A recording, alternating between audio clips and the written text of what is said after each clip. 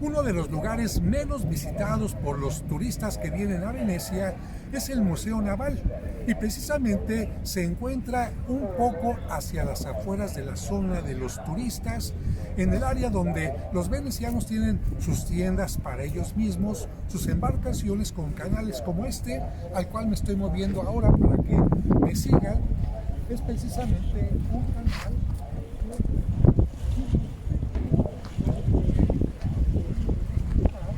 no exactamente para los turistas, por lo tanto no hay góndolas. En este museo vamos a encontrar un submarino de la Guerra Mundial, vamos a encontrar maquetas de fortificaciones de puertos y dos grandes embarcaciones. Aquel galeón o galeaza que sirvió en la batalla de Lepanto para que los cristianos vencieran a los musulmanes, y el galeón que utilizaba el doche cuando se casaba en una forma, digamos, simbólica con la ciudad de Venecia. Así que los invito a visitarlo. El edificio es del siglo XV, tiene junto a la entrada dos grandes anclas de embarcaciones del norte de Europa y funcionó durante un tiempo como una fábrica de galletas, que era el alimento de los marineros. Los marineros se alimentaban de galletas de distintos elementos para sus recorridos en el mar. A un lado se encuentra lo que era el arsenal en su tiempo, y como les mencionaba hace un momento, se encuentra totalmente alejado de el área pública de peregrinos o turistas que vienen y que se encuentra al fondo de este lugar. Pero vamos a entrar para conocer este edificio que, como pueden ver, tiene 1, 2, 3, 4 y 5 plantas con muchas cosas que observar. Estos elementos de la puerta nos recuerdan las sogas o los nudos de los marineros. Este es el directorio del museo. En la parte de abajo, medios de asalto en la Segunda Guerra Mundial, monumentos al almirante Angelo Emo y otras cosas más. Después, instrumentos náuticos, Arsenal de Venecia, la Marina de la República de Venecia, el Bucintoro. Y así, de esta manera, incluso llegando a parte de góndolas y naves chinas, es como se llega a conocer parte del mundo marino. La primera sala nos muestra distintos cañones que se utilizaban en las embarcaciones juntamente con los proyectiles que se usaban para dañar al enemigo. Curiosamente, los cañones también estaban embellecidos. No eran únicamente objetos de guerra, sino también tenían decoración, como podemos ver en este ejemplo. Y nos muestra también algunas maquetas de puertos con sus formas de defensa.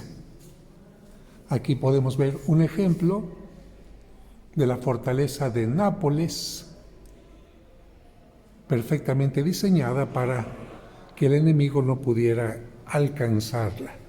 Y las distintas puertas de las fortalezas también embellecidas para que no fueran únicamente una estructura de defensa, sino también pequeñas ciudades donde la gente gozara.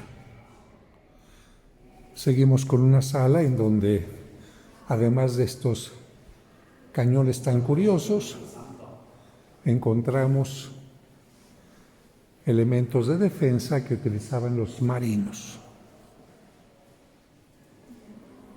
Una maqueta más de puertos, y evidentemente no podré mostrarles todo el material que hay, pero por lo menos que tengan una idea de este museo. Y antes de que hubiera especialmente las armas con fuego, que empezarían a existir a partir de Marco Polo, que trajo la pólvora a Venecia desde China, existían los elementos de metal para combatir y para defenderse. La exposición continúa con estos elementos que surgieron después de la Guerra Mundial y que son especies de submarinos donde la gente se sumergía para poder sorprender al enemigo.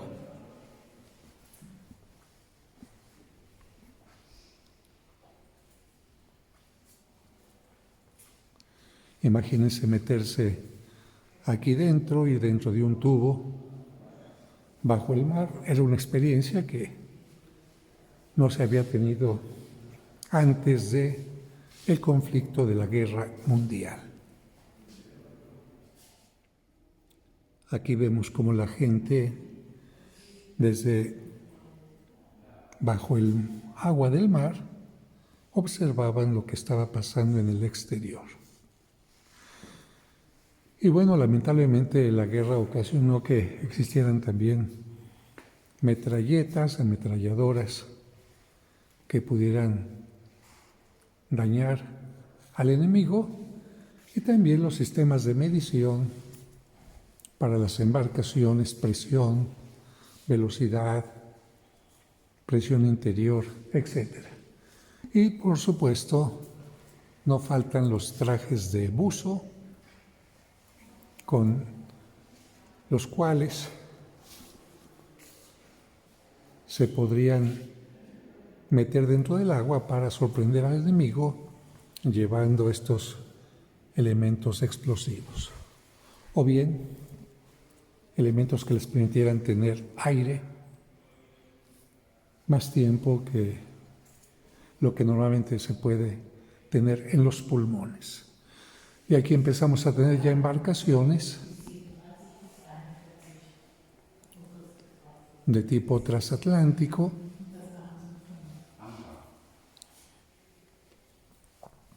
que abrirían el camino a las que encontramos ahora en nuestro tiempo. Este es el transatlántico Miguel Ángel, que salió en 1962. Estamos hablando ya de tiempos posteriores y otros tipos de barcos en maquetas, más o menos complicados, pero realizados muy bien a escala. Llama especialmente la atención todo lo que significaba el poner las cuerdas para poner las velas, ya que no eran movidos por remos, sino utilizando la fuerza del viento.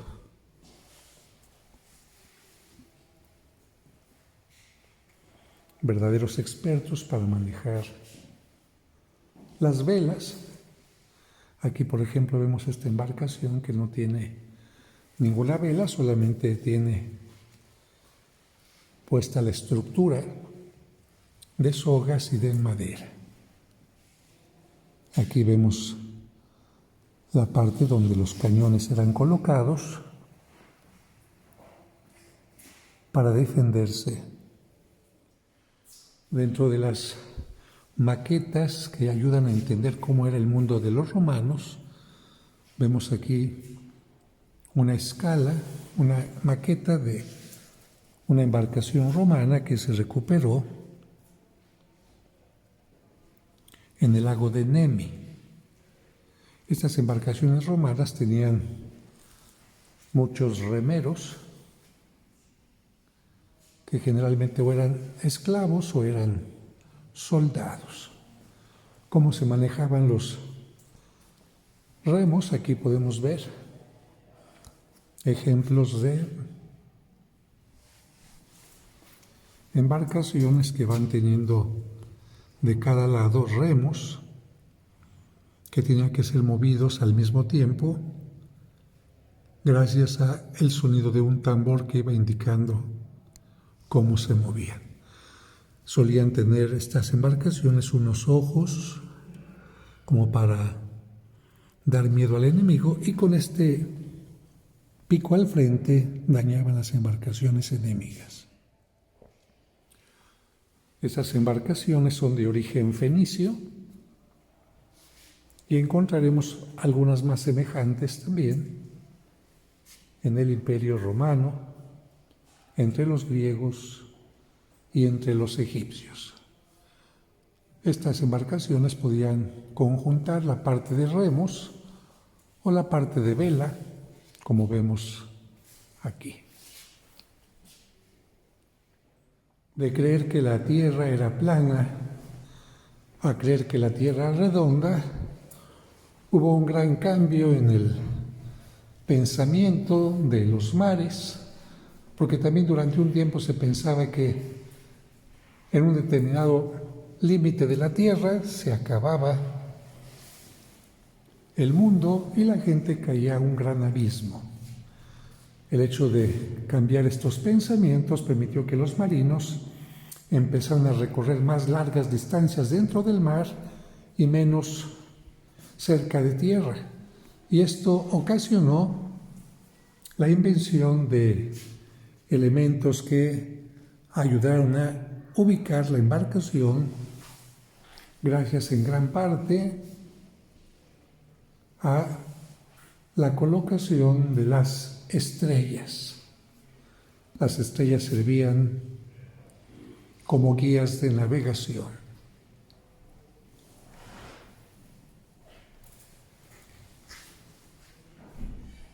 Todos los puertos tenían también elementos que permitían la entrada, el paso de barcos más grandes o más pequeños, y por lo tanto podían tener puentes levadizos que servían para que la gente pudiera pasar, pero cuando un barco necesitaba entrar al puerto, el puente se podía ir levantando. De la misma manera encontramos puertas que se podían abrir o cerrar al paso de las embarcaciones como estas que vemos aquí. Tomamos en cuenta que en muchos casos, para poder entrar a un puerto, se tenía que pagar un determinado impuesto. Las embarcaciones no tenían únicamente elementos funcionales, sino también elementos decorativos, por lo que encontramos desde embarcaciones muy sencillas hasta otras que muestran grandes obras de arte, especialmente en madera, en la parte de la proa y de la popa. Aquí tenemos algunos ejemplos de estos detalles que buscaban la estética de las embarcaciones.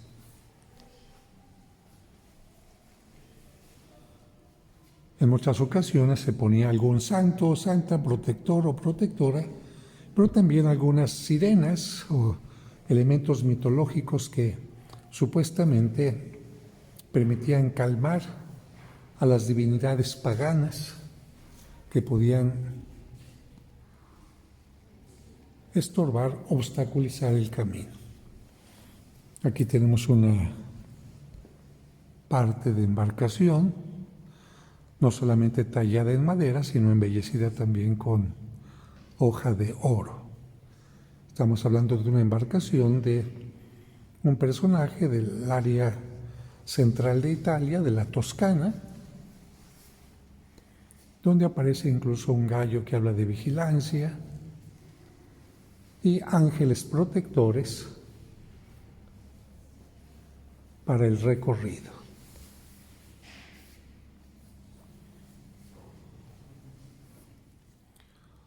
Otro ejemplo de tallado en madera,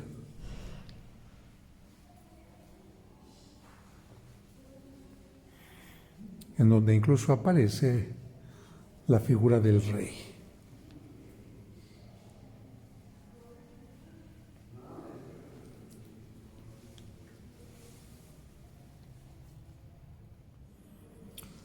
Estos ejemplos son de las llamadas naves brigantinas o fustas, que servían de naves de exploración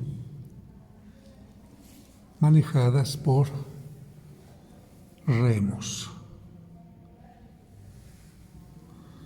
Como ven, los remos eran bastante largos para poder dar más fuerza, velocidad a la embarcación.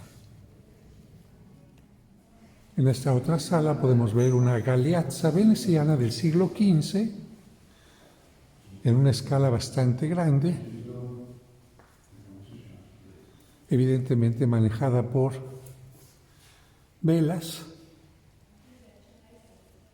y con todos los detalles para los espacios, sea para cañones o en algún momento determinado también para remos.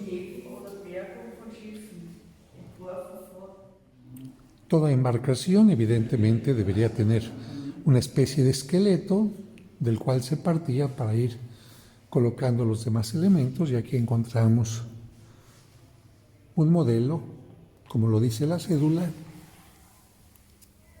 del siglo XVIII para las embarcaciones venecianas. Recordando que Venecia es un gran puerto al cual llegaban grandes cantidades de mercancía, comercio, y por lo tanto Venecia tuvo un gran desarrollo en la elaboración de distintas embarcaciones. El museo tiene muchísimas maquetas en este tipo de tamaño de las diversas embarcaciones, y como la mercancía pues era también algo agradable para los ladrones, para los piratas, por eso había que poner tantos cañones de defensa en las embarcaciones.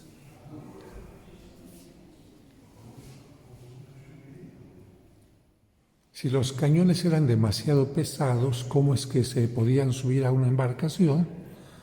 Aquí tenemos una maqueta que nos muestra la forma en que se iban subiendo estos cañones a través de elementos de palanca que hacían que la embarcación estuviera colocada como de lado, y de esta manera iban subiendo los cañones, y una vez que ya estaban colocados, la embarcación volvía a estar puesta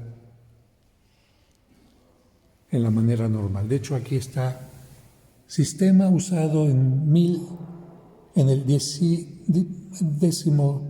siglo para colocar 44 cañones en el interior. El tamaño de las maquetas es increíble, simplemente vean esta, es mucho más grande que yo.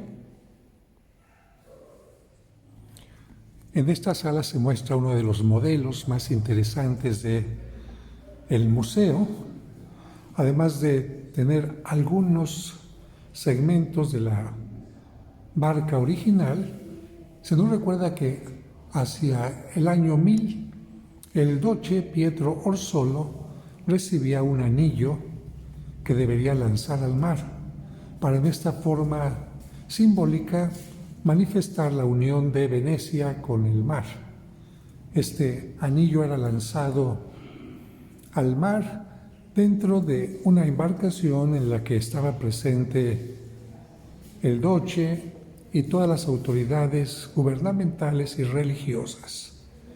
Esta idea de entregar un anillo había surgido porque el Papa le había dicho a el Doge que debería de comprometerse con un buen gobierno y un buen manejo de todo lo que significaba los trabajos marinos, el cuidado en las embarcaciones, etc. Aquí estamos viendo detalles de esta embarcación que estaba totalmente cubierta en pan de oro. Imaginemos también las vestimentas en el día de la Ascensión de la Virgen, el día que se hacía esta celebración. Aquí podemos ver al León de Venecia, unos pequeños querubines. En la parte de abajo no faltaba tampoco la decoración.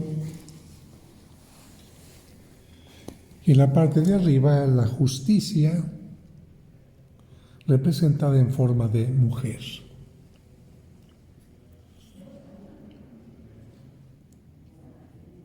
Aquí está levantado el techo, pero imaginemos que este techo estaba precisamente bajado para cubrir a quienes viajaban en esta embarcación.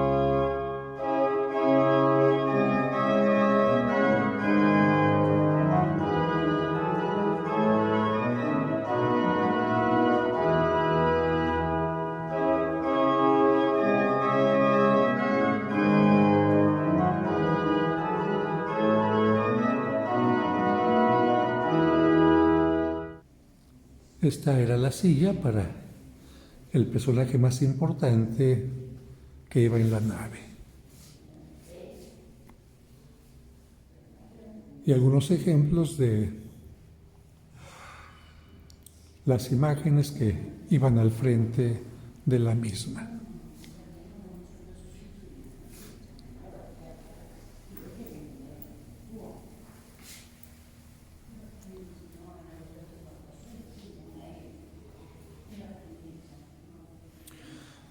Parte importante para identificar a la autoridad de cada nave o bien al ejército de cada grupo fueron los uniformes y los escudos. Por lo tanto, en el museo también hay una muestra de estos elementos que se usaron a lo largo de los distintos periodos.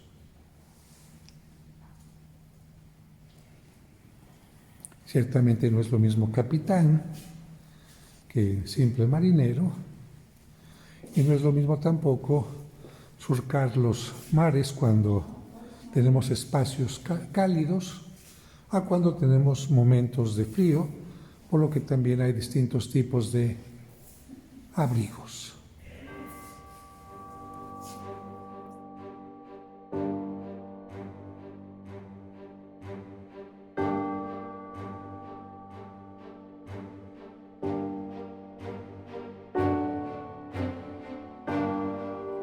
Y no faltaron los uniformes para los tiempos de guerra.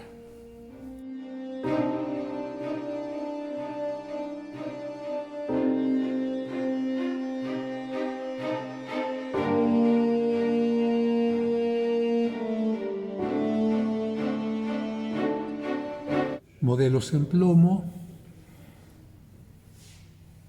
de los grupos marinos. Y claro, cuando alguien se distinguía por alguna labor en particular, evidentemente que se tenía que otorgar condecoraciones por los méritos obtenidos. Las técnicas fueron cambiando y ya no fueron necesarios los remos ni las velas para las nuevas embarcaciones que ya fueron utilizadas con motores movidos a base de vapor, es decir, con carbón, o bien a través de otros elementos de combustible. Aquí hay muchísimos modelos de este tipo de embarcaciones, cada vez más rápidas, cada vez más fuertes y lamentablemente también con cada vez más fuerza bélica.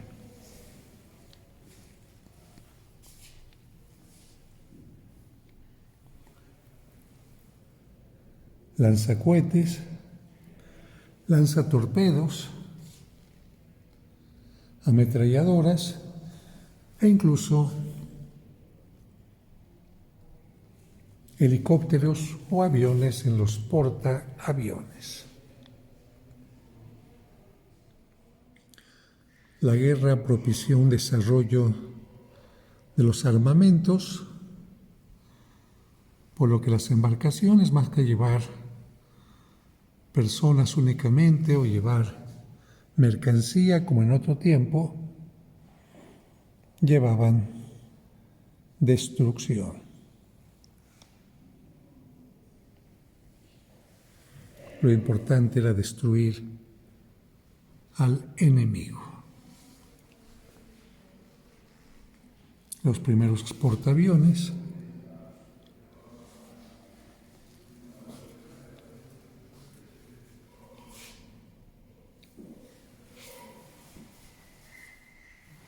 los sistemas de radar para ubicar otras embarcaciones y ubicar la propia embarcación cambiaron dramáticamente la información en el mismo mar.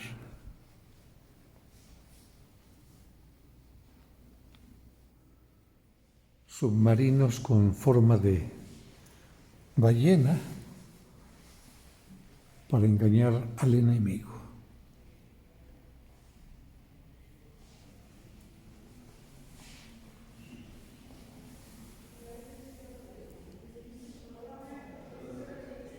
En 1986 fue hecho este modelo. El museo también muestra distintos videos para ver cómo se manejan las embarcaciones en el mar.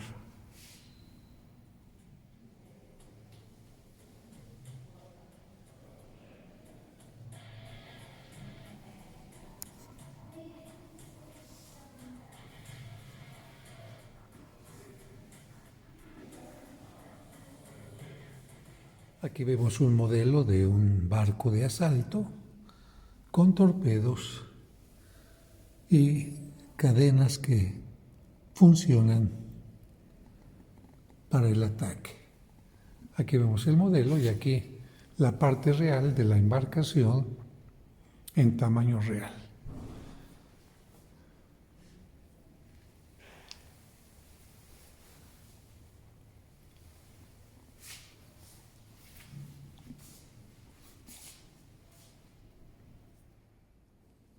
Un torpedo de 1912.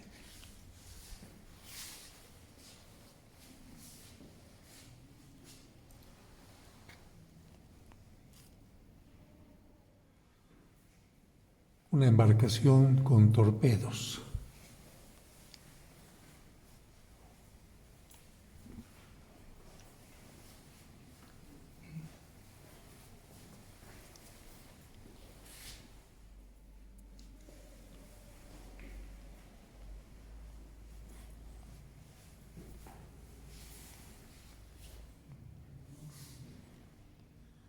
Como parte de los elementos de guerra, encontramos lo que se conoce como literalmente máquinas de guerra, estas boyas con explosivos, y ambientado esto con los ataques de los aviones en la guerra mundial. Esto ambientado con un techo calcinado que nos hace entender los horrores de la guerra. Un torpedo gigantesco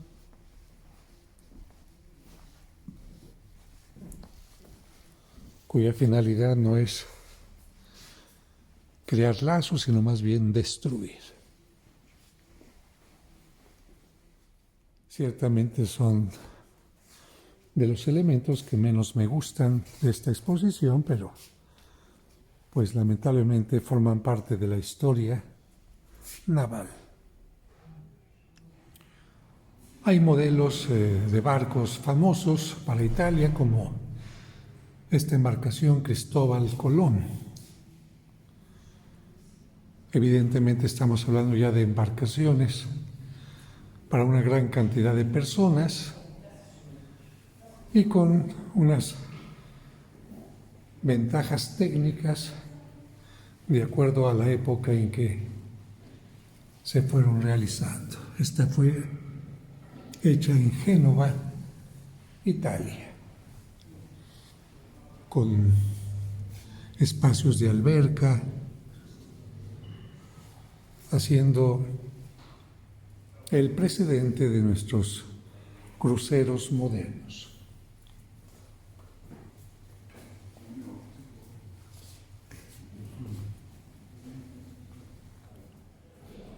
La embarcación Conde de Saboya, también de Génova.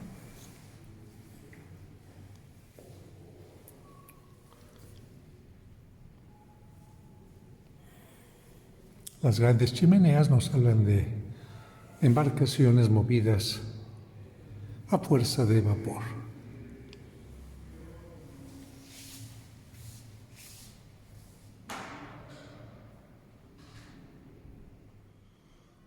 Un punto importante a partir de que empezó a utilizarse el combustible a base de petróleo para las embarcaciones fue el crear embarcaciones, buques, contenedores de petróleo. Este muestra aquí las letras AGIP, Milano, hecho precisamente en Génova también.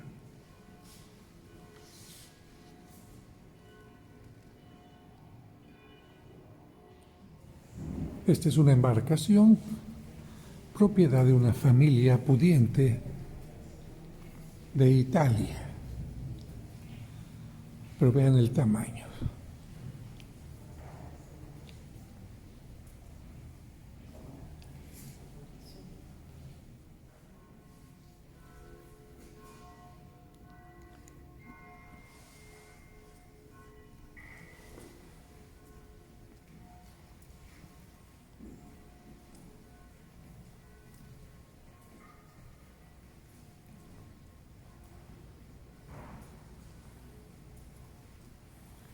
Esta comparación con estas personas nos permite ver el tamaño real de esta embarcación.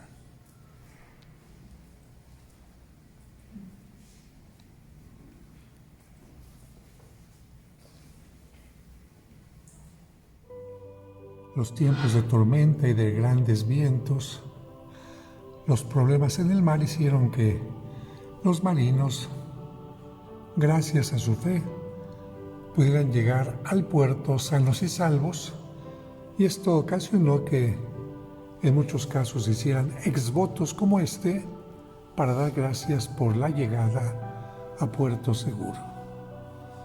Esta muestra de varios exvotos nos habla claramente de cómo en momentos difíciles, en medio de la tormenta, la fe puede ser fundamental para salir adelante, invocando a la Virgen María, a las ánimas del purgatorio, se puede salir adelante, y aquí podemos ver nuevamente esta fe en las dos advocaciones. La Virgen María indica, nos ayudó a salir de un naufragio,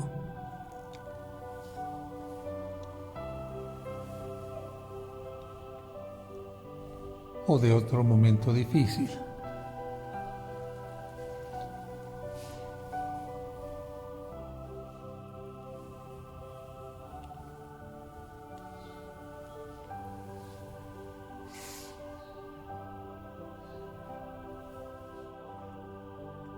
Gracias a la fe, no murieron ahogados y sintieron que recibieron la ayuda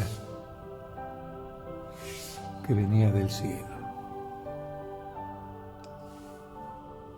Este exvoto nos habla incluso de la fecha en que lamentablemente 2 embarcaciones chocaron, pero no hubo víctimas.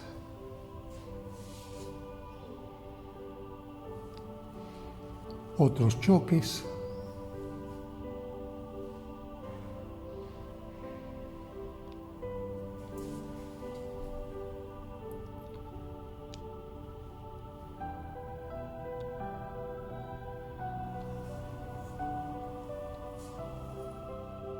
y no solamente accidentes de embarcaciones pequeñas, sino también de embarcaciones grandes.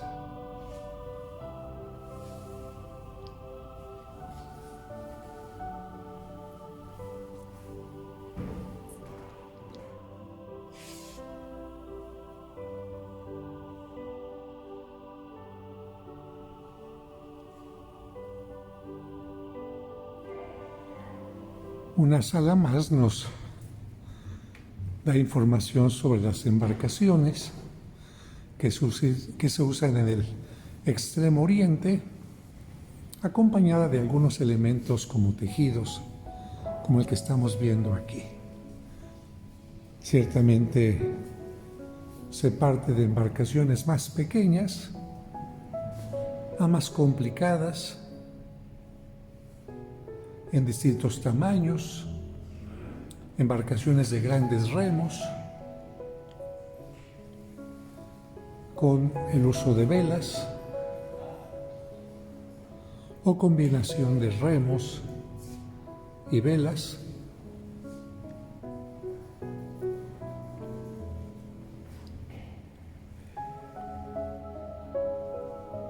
y siempre mostrando el desarrollo de algo que parte de lo más sencillo a lo más complicado.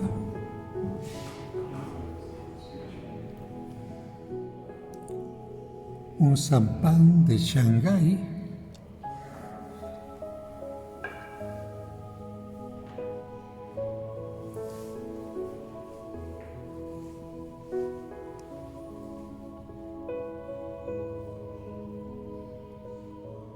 una nave militar medieval coreana, protegida en la parte superior con metales, manejada con velas y evidentemente con espacios para cañones.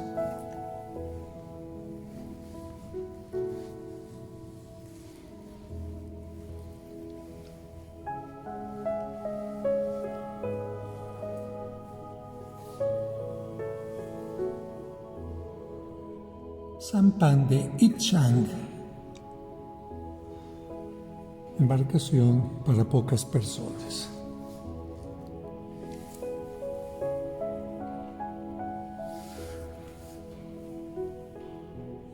La embarcación del emperador.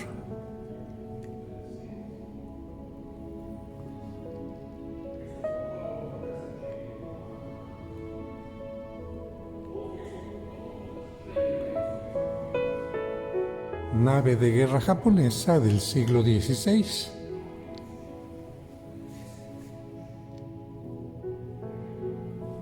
Lleva en la parte superior otras embarcaciones más pequeñas.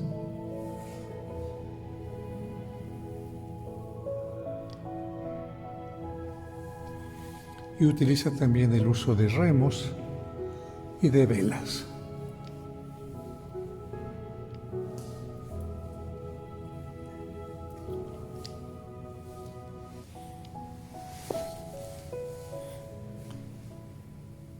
Curiosamente, las velas tienen escritos.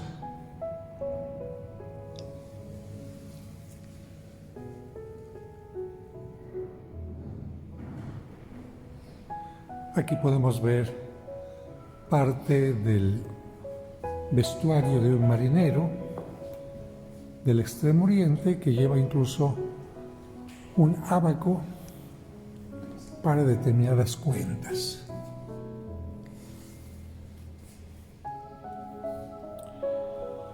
Los textiles que enriquecen la muestra tienen detalles muy interesantes a nivel de pequeños o grandes personajes, como este pequeño o ese grande que se encuentra en la parte superior.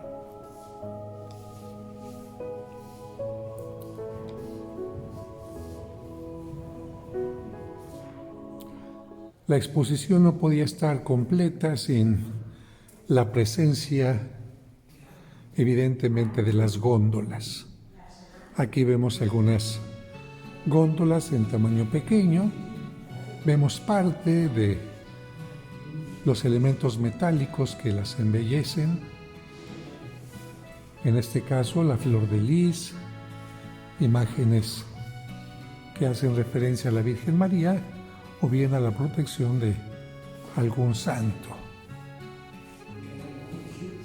Actualmente el tipo de modelo que se tiene en forma general es el que vemos aquí, en este extremo. Esta maqueta nos permite ver la creación de una góndola.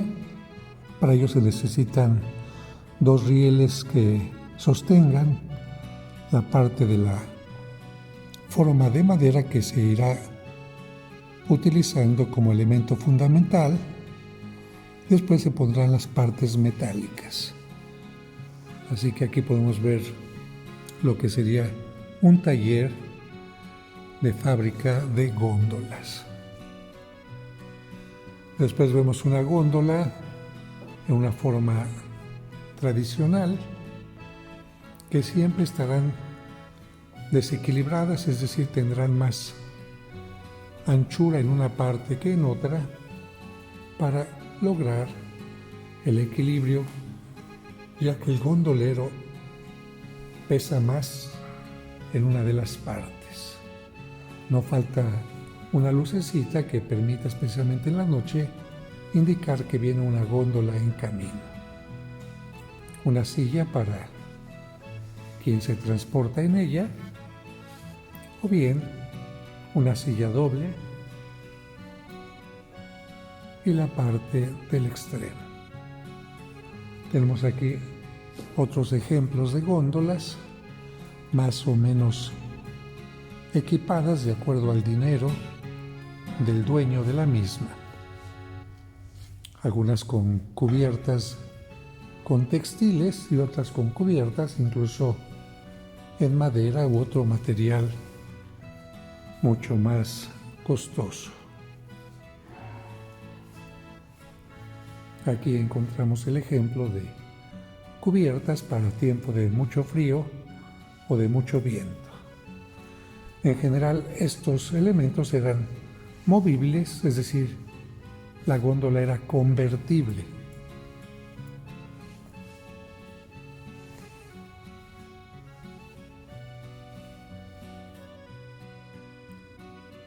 De acuerdo a la riqueza o importancia del personaje, la góndola iba teniendo elementos estéticos o materiales mucho más finos. Aquí podemos ver elementos decorativos como los leones, también los textiles que van en el interior o bien la piel.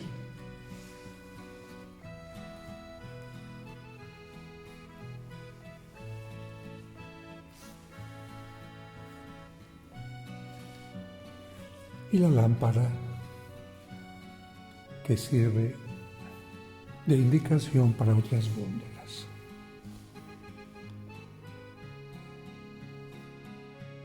Algunos ejemplos de puertas laterales con la figura del dios Neptuno, el dios del mar. Otro ejemplo con dos anclas.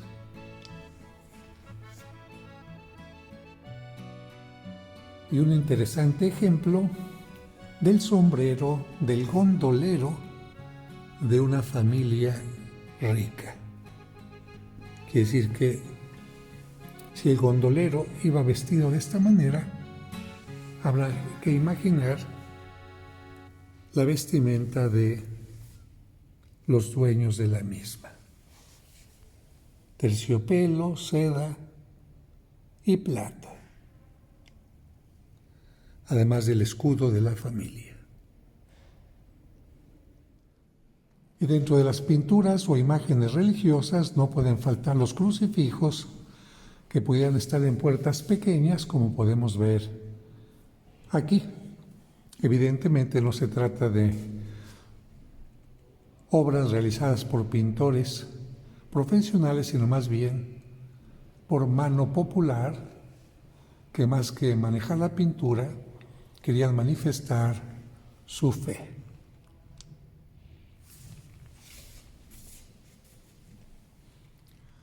Fotografías de la creación de las góndolas.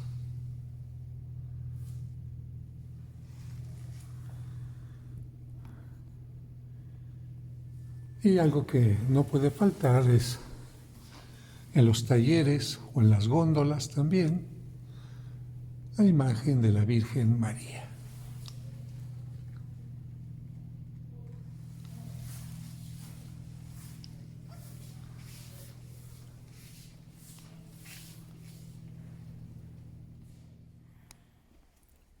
Otro punto interesante en la exposición es todo lo referente a el tipo de conchas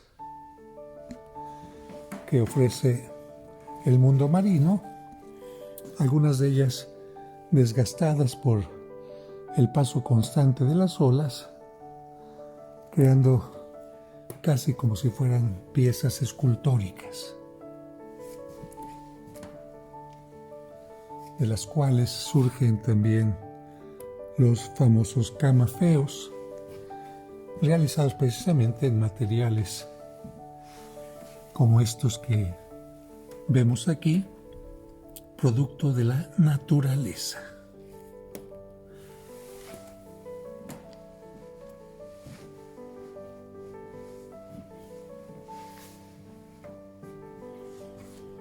A diferencia de las armas de guerra, esto nos habla más bien de la creación, no de la destrucción. Conchas y también corales en colores naranja, lila,